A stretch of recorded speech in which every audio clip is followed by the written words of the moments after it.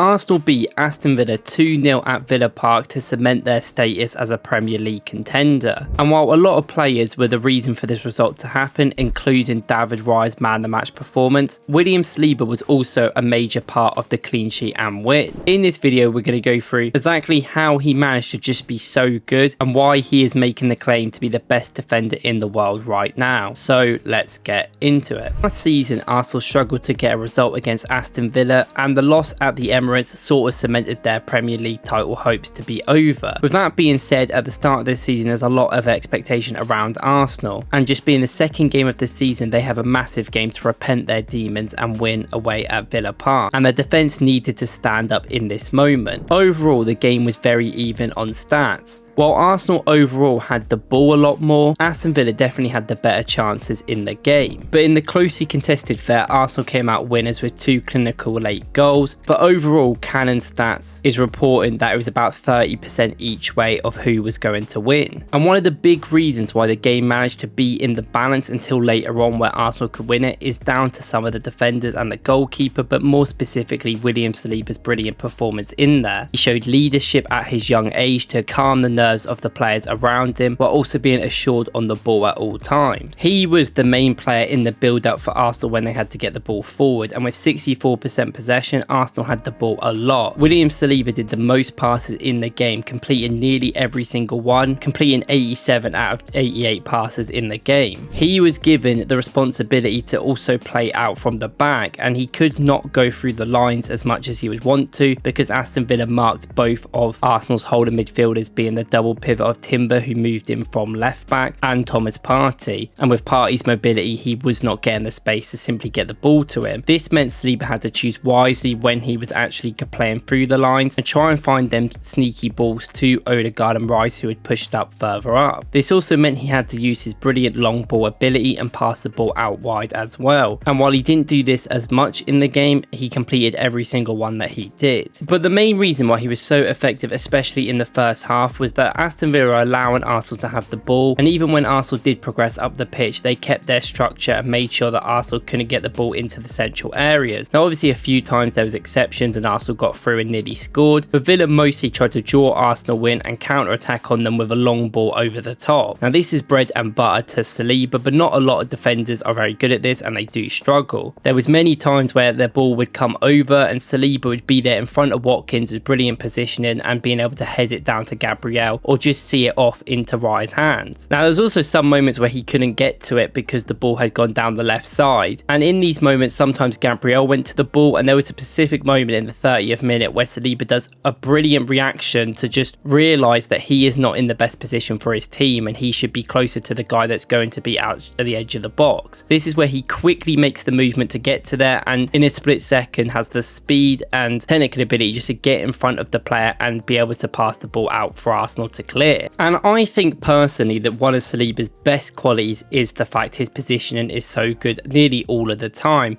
Loads of defenders are very technical nowadays, loads of defenders are very good at defending. Saliba is obviously excellent at both of them, but his positioning really makes him stand out, and his connection he has with the other defenders. There's so many moments where Ben White is down the right side, and obviously he's been pushed up a little bit compared to some other players on our team due to the fact he is playing in an attacking role. Saliba will come across and just help him ease the ball out, and he'll beef any winger down there to try and get the ball. This happens when they're further away, and Ollie Watkins is one of the players that drags out wide, and this will happen when Ollie Watkins has been put through, and Saliba will just make sure he can push him out to the wing and feel comfortable that he can get the ball or make a foul like he did in that moment where everyone's talking about. And this is where we might as well talk about the key moment that everyone's talking about with William Saliba's performance, and is that tracker back run that he did late on in the game. Arsenal are 2-0 up at this point. The game is not necessarily over because you've always got to be focused, and if they scored, that changes things to go with 7 minutes left, and we all know how much pressure you can be put on when their team scores a goal and has that momentum. Aston Villa actually do really good play down the middle and work the ball well. They draw out Gabriel, who goes for the foul in middle, and he doesn't get to to the ball, and they're able to pass the ball out wide with that progressive runner getting in behind because Partey is just not athletic as he used to be. Saliba is so far behind Ramsey here that you just don't think he's going to be able to catch up to him. And honestly, at some moments, it doesn't even look like he's going to get there. But he is so quick in these areas. It's one of the reasons why he's so effective, because he is such a fast defender, faster than a lot of attackers out there. And he's so good at timing his sliding tackles inside the box. He did this a few times last year, which we all saw, where he just has so much balance on both of his feet. We saw the one against United the last time I spoke about Saliba in detail, and that was when a player was running towards him and him using his right foot to go forward to just get the ball. This time the guy is in front of him, so the only way to get the ball is with his right foot. If he catches the guy with his left foot, he knows it will definitely be a penalty, so he has to make sure he contacts him with the right. And the timing of it is also perfect. You could argue that the timing's perfect because it's the time he gets there and he kind of has to do it then, but it's literally as Ramsey is about to shoot and he takes it off his foot brilliantly. Now that is going to be the thing that sets Saliba apart than other defenders, and that is going to be the main thing that people, especially on the internet, will look at to determine if Saliba is the best defender in the world. And of course, it's just a magical piece of defending which saves Arsenal goal all ends out, but overall his positioning, his overall play also does this as well. From a defensive standpoint, he made one last man tackle, which we obviously just went through, 4 clearances, 3 headed clearances, 1 interception, 12 defensive actions and 2 recoveries. He's not making the most defensive attributes in the world, that is not more than you'd see a lot of other players do, but he just makes sure that everything he does matters and he never boosts his stats undeservedly. And now we spoke about how good he is defending, but he's also so good at the other things a part of the game. Aston Villa in this game did a system where they would be careful of when they pressed Arsenal. Often they would make sure that they couldn't pass it through the lines to the midfielders at all, and if the centre backs took too long on the ball, such as Gabriel and Saliba, they would often press together very intently on them. This is how they nearly scored in the first half, where Gabriel got dispossessed. And there was actually a few times they actually tried to do this with Saliba instead of Gabriel, of course, and Saliba was simply just playing around them, passing the ball back comfortably, being very smart of when he needs to make a run or make a progressive pass or pass it back and just give it to safety. His ability is also just crazy. He can turn attackers and keep the ball around really good players in the attacking areas, and he just makes everything look so simple. And this is definitely also down to his initiative and the fact he's a smart player, not necessarily all about technique and ability. He is a very smart, intelligent player, and we saw this by some of the things that he would do the other side of the pitch. There was a moment where Arsenal had a corner and we tried to break from it later on in the game when we were 2-0 up, and Saliba, who just did that incredible run back that we saw earlier, now does another run where he runs through and actually gives us width to get the ball out of the penalty box and make us actually go on the attack. Now nothing led to that because eventually they close him down, but these runs will not come up in the stats, but there's something like he is just doing all the effort in the game, he's doing all these runs and he's still being so effective even in the attacking areas later on in the game. And overall in this game, attacking, he made 104 touches, of course, 1 out of 1 successful dribble, 2 out of 2 accurate long balls, which I'd like to see him try a little bit more because I think we had the space, 3 passes into the final third, and overall we're so accurate with his passing that it does just calm down the team